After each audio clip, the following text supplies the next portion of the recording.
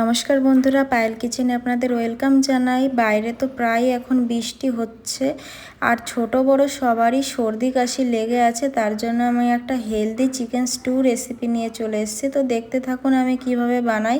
তার জন্য এখানে আমি কয়েকটা সবজি কেটে নিয়েছি, পেঁয়াজ কুচি করে নিয়েছি আর একটু পাপড়ির মতন পেঁয়াজ কেটে নিয়েছি দুরকমভাবে, আর 4-5টা রসুন কুচি নিয়েছি, আদা কুচি করে নিয়েছি, লঙ্কা কুচি দুটো আর একটা আলু, অর্ধেক পেঁপে কেটে নিয়েছি আর একটা গাজর কেটে নিয়েছি।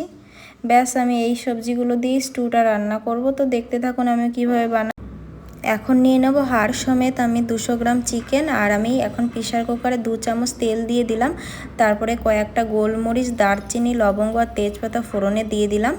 তো ফোড়নটা ভাজা হয়ে গেলে আমি পেঁয়াজ কুচি দিয়ে দেবো, তারপরে 1 চামচ রসুন কুচি দিয়ে দিলাম, তারপরে আদা কুচি দিয়ে দিলাম আর কাঁচা লঙ্কা কুচি দিয়ে আমি চিকেনটা দিয়ে দেবো।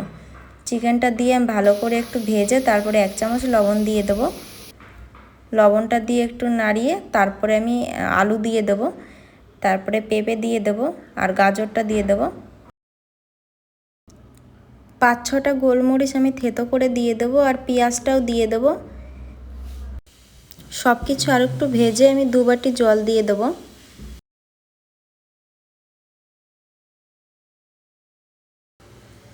প্রেসার কুকারের মুখটা আমি বন্ধ করে একটা সিটি বাজিয়ে নেব।